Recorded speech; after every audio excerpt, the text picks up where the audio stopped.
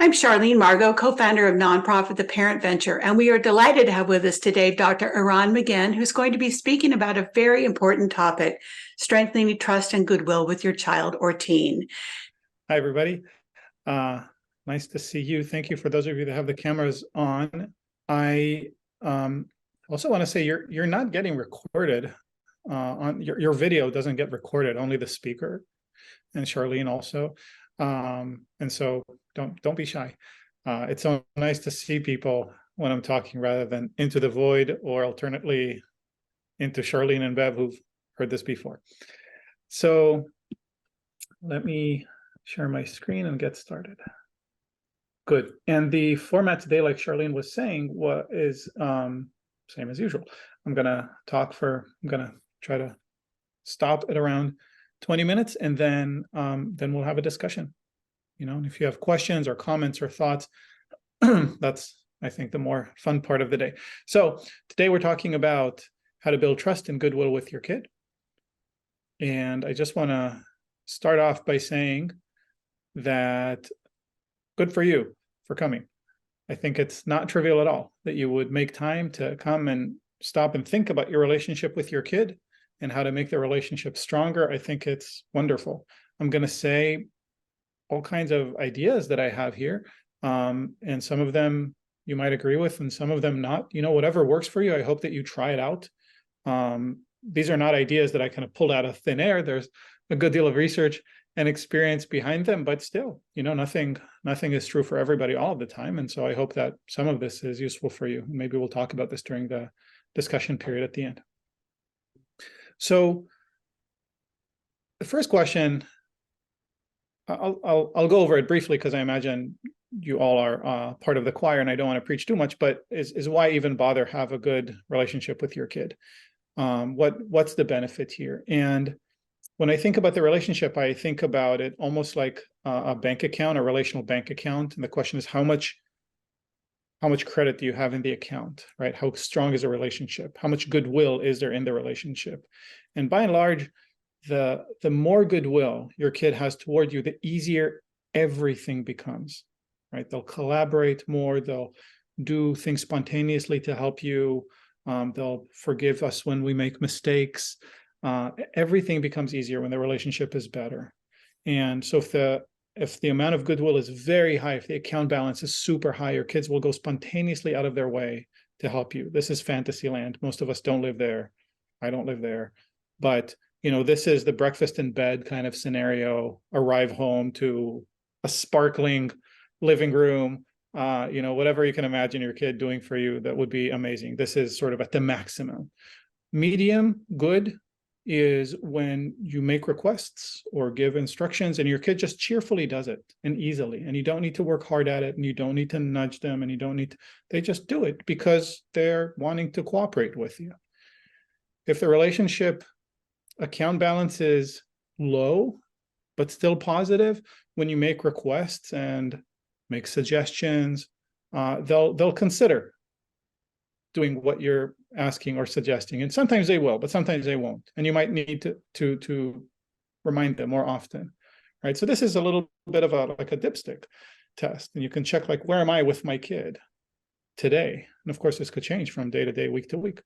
And then if the relationship account balance is not high and you're asking your kid to do something and your kid won't, and you're really pushing hard for your kid to do it, you might end up in the terrifying land of a negative account balance, of overdrawing your relational account with your kid. And this is kind of the opposite of having a very high account balance, right? This is where your kid will spontaneously go out of his or her way to make your life miserable. Not a place any of us want to be, but a place that we can get to because we have a lot of power over our kids and we can force them to do stuff that they don't want. So the idea here is that the relational bank account, the account balance, represents the amount of goodwill, and we want to think about how do we make more deposits and less withdrawals. This is how we end up with more goodwill in the relational account. As I was saying before, when you have more goodwill, everything becomes easier. Your kid trusts you more, is more honest and vulnerable with you, puts more effort into work that you're asking of him or her, will forgive You, when you make mistakes, will cooperate more. Everything becomes easier when the relationship is strong. And this is why when I work with parents, parents often have really specific tactical questions, right? How do I get my kid to, clear dishes, do homework, do less computer time, be nicer to his little brother, all these things. And often the answer is earlier. You need to have a strong relationship, a strong positive relationship with your kid. And once you have that, everything flows from that and becomes easier.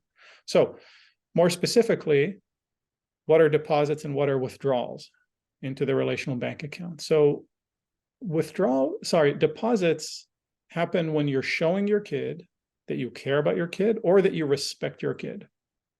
And I'll go over a few ways of doing this. And the emphasis here is that the kid needs to experience this as care and respect. Of course, most things you do about your kids, you do because you care about them and you love them.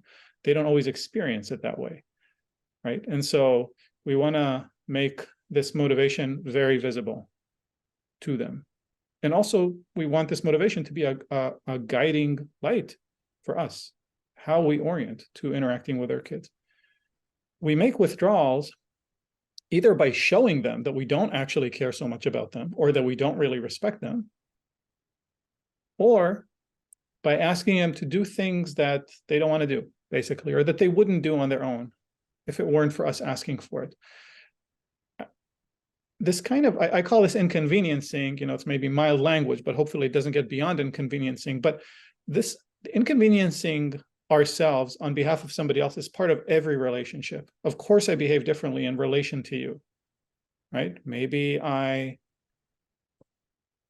you ask me to pick up some groceries on the way back home. Fine. Maybe you ask me to pass the salt. Maybe you ask me to move a little bit so you also have room on the couch. Like, these are all normal things that we do in the course of a relationship. And with our kids, maybe we ask them to help with stuff, right? And to clean or to do their homework or to be nicer, to, speak differently to certain people. This is all a normal part of the relationship. We want to be smart in how we inconvenience them and when and to what degree, so we don't end up with a low account balance, right? I think it's very helpful to keep in mind, what is my account balance with my kid, and can I make less demands on it, so that when I make demands, when I withdraw intentionally by asking my kid to do something that's inconvenient for my kid, I want to know that I have enough credit in the account that my wish will just be granted, right? I want to be pre-qualified for any request I'm going to make of my kid. If I'm constantly withdrawing and I end up with a low relational account balance, my requests are going to start getting denied, right? My credit requests are going to be denied, insufficient credit. So I'm not going to go over all of those, but this is just to give you an example of the kinds of behaviors that translate into deposits into the relational bank account.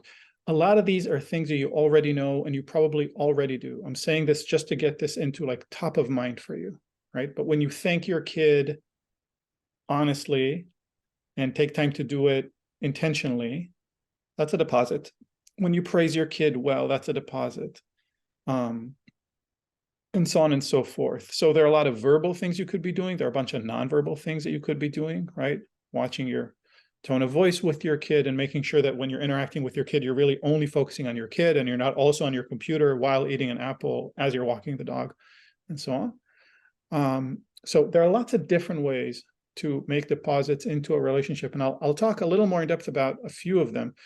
But the main point that I want to make here is that I strongly recommend focusing on developing habits in yourself, developing habits of frequently making small deposits, rather than trying to make big deposits every once in a while, or as a repair to a problem that happened in the relationship. Just getting in the habit of constantly making small deposits ends up with an overflowing relational bank account. Right? If you get used to thanking your kid, like stopping and making eye contact and saying, thank you so much, I really appreciate it. That's a deposit. Getting in that habit is positive for the relational bank account. Getting in the habit of praising your kid, getting in the habit of speaking respectfully to your kid, right? All these things become small deposits. It's so much more sustainable to behave in this way than to try to make big deposits every once in a while. All right. So a couple of behaviors I'll just talk about a little more. So thinking I talked about already, and I think you get the point. But just find the opportunities during the day to thank your kid. There are probably lots. And when you thank your kid, it's a big deal. Your kid will do more of what you thank your kid for. Like, the idea of explaining the benefit to the child of things that you're asking your child to do is really important. Often, we either expect the child to just kind of obey blindly because they should, or because they know that we only want the best for them, or because we think they understand how what we're asking translates into something that's good for them, like washing their hands, because at some point we explained. Or maybe we never did, right? Charlene said this once, and I just keep repeating it because I love that mental image so much, right? You have to help people connect the dots. And for some people, you have to put the dots much closer together for them to connect them, right? And so, did I get that right, Charlene? Roughly.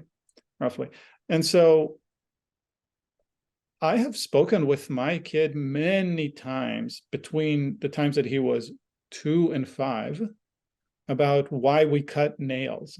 Many times, right? Because I wasn't trying to fight with him or argue with him or say, no, you have to do it, just sit still. But like, we had a short conversation about it every time. Why do we cut nails? It can hurt other people. It can hurt you if it snags. It can get dirty under, like, we really talked about it.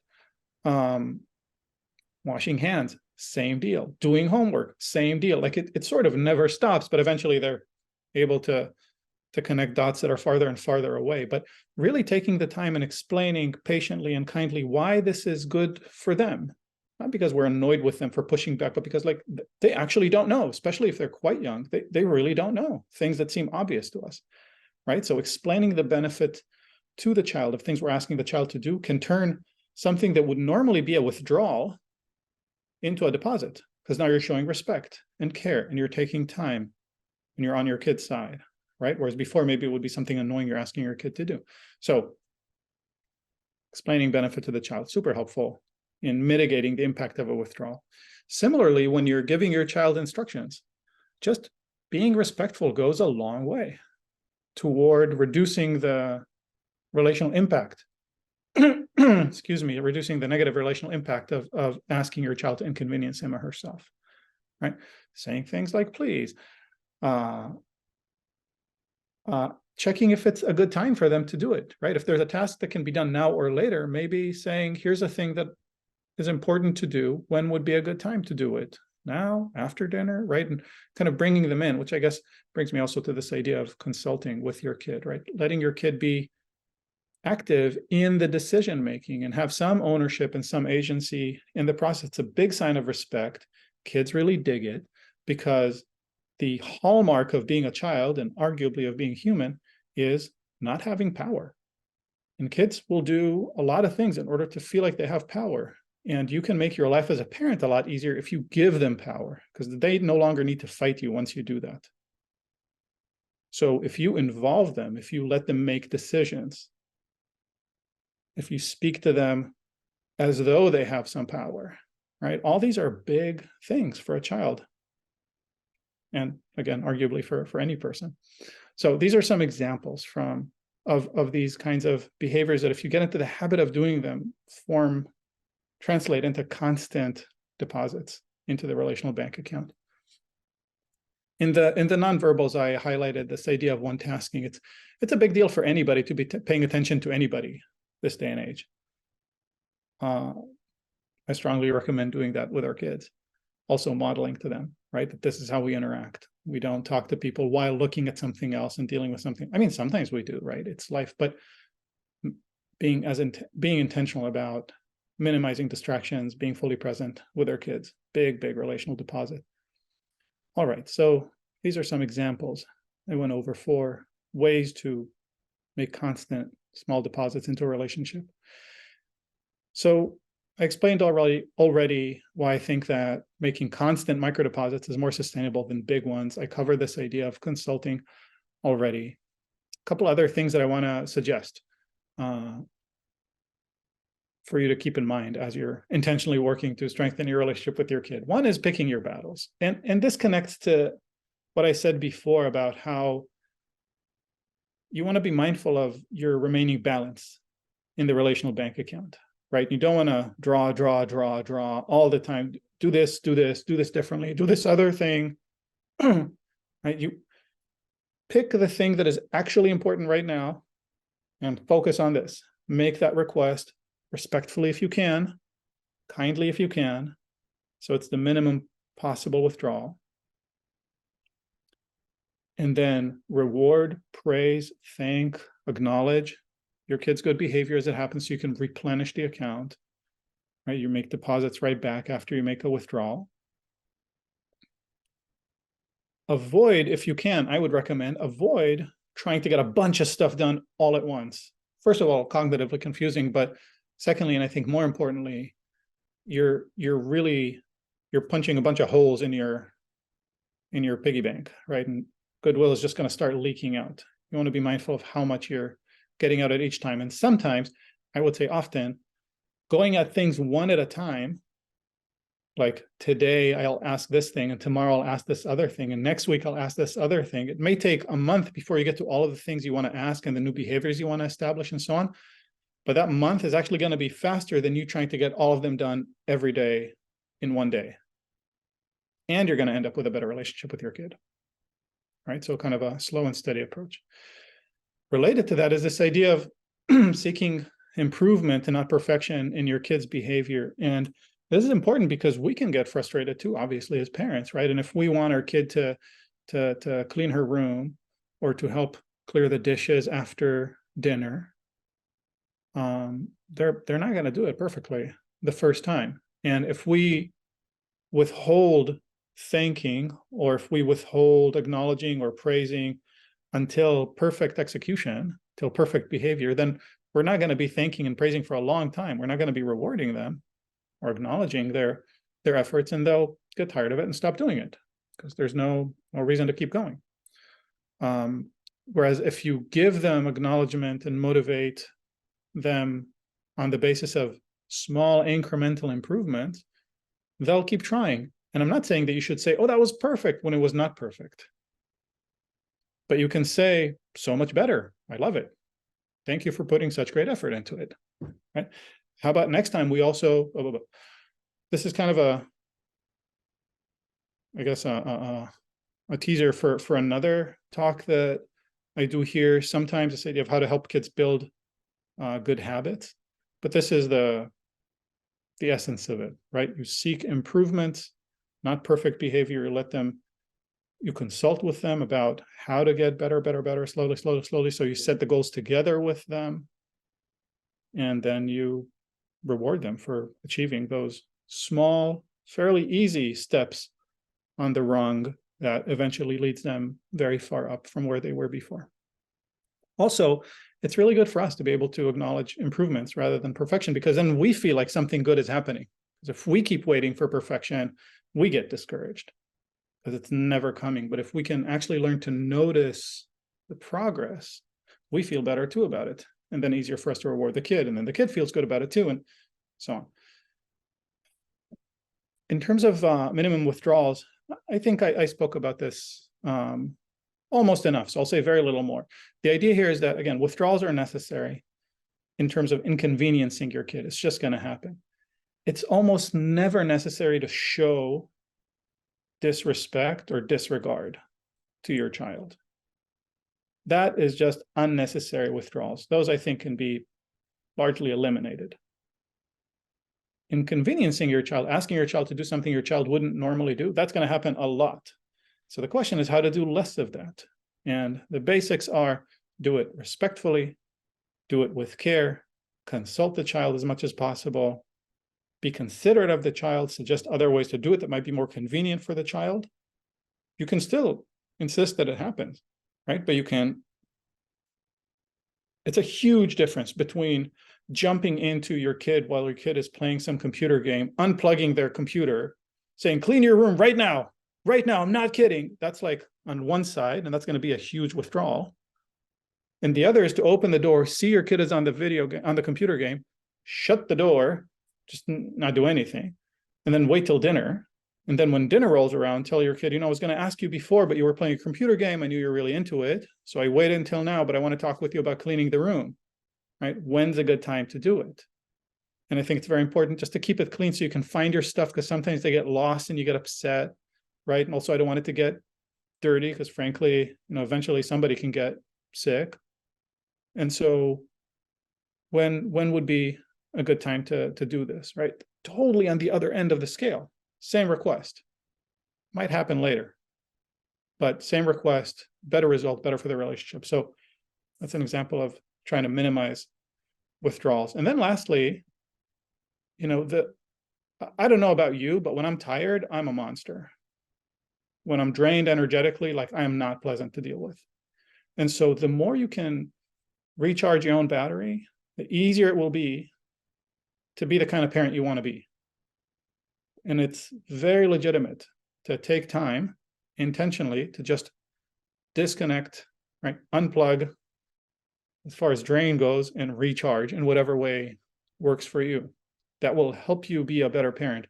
Also, you deserve it as a human. Like you should be feeling good too. Just because you're a parent doesn't mean that you no longer get to be cared for. And you're one of the people that get to care for you. How nice. So I think part of a parenting strategy includes intentionally having time to take care of yourself so that you have the energy and the wherewithal to be the kind of parent you want to be. Alrighty, I think I'm going to breeze through this. I talked about the importance of being present with your kids. I think it's super important. Of course, kids can smell it immediately if we're not really there in the room with them. And I'd rather have explicit off times and explicit on times than a constant, is he really there kind of a time, I think it's okay to say, I'm busy right now. I'm doing this other thing, but after dinner, let's do this. Or let's do this for an hour, but then I have to do this other thing. Or let's do this for 10 minutes, and then I have to do this other thing, right? Have on and off times rather than long periods of maybe. Presence is amazing. Presence is such a gift. And our kids crave our presence and our attention. I think it's super helpful to use your words and to say things like, I really want good things for you. I know you love this thing and I want to figure out together how this can happen. Right? About showing them that you're working with them toward their goals. And just generally how much you think they're awesome if you do, and how much you love them. It's all these things count. All these things matter. And if you're not comfortable saying these things, which is legitimate, some of us grew up in places and families where these things are not said, find something you're comfortable saying, right? Just kind of warm up that muscle. Probably talking about shared goals is easier, right? Saying like, I want to help you achieve that goal is an easy opener for that. In general, when you're with your kid, I would say, let your kid lead. You don't have to make all the decisions. You don't have to figure everything out. Let your kid lead unless there is something that you need to lead on. But if everything's fine, let them lead. Great. Less work for you, more autonomy for them. Everybody's happy. You don't have to be running the show all the time. And lastly, following up is a big deal. If your kid tells you about something that's coming up, or even something that happened that was meaningful for your kid, for you to be able to follow up and say, oh, hey, how did it go in the audition to the blah, blah, blah. Or if you say, oh, hey, last week you told me that your friend was really sick. How's he doing? Something like that, right? That's a big deal for us to follow up, to remember. I use my calendar to remember to follow up on things because I have lost faith in my memory. So you can just put a note in the calendar. Say, ask about Jenny, right? Or something like that. It's a big deal when you're following up well, big deposit. All right, I think that's it for me. So the website, if you want to hear more from me, is parentingforhumans.com. If you go to the URL on the screen there, you can sign up for the mailing list and, blog posts or notifications about future workshops that are happening either with or separate from the Parent Venture. hopefully with the parent venture forever, and some parenting groups that we're starting now. So time to just take a break in the middle of the week with a bunch of other parents and just pair up and think about parenting for a bit, right? What's going well? What's a challenge? How to do this better? Just have time to sit with another parent and think about it, as opposed to just improvise our way through parenthood.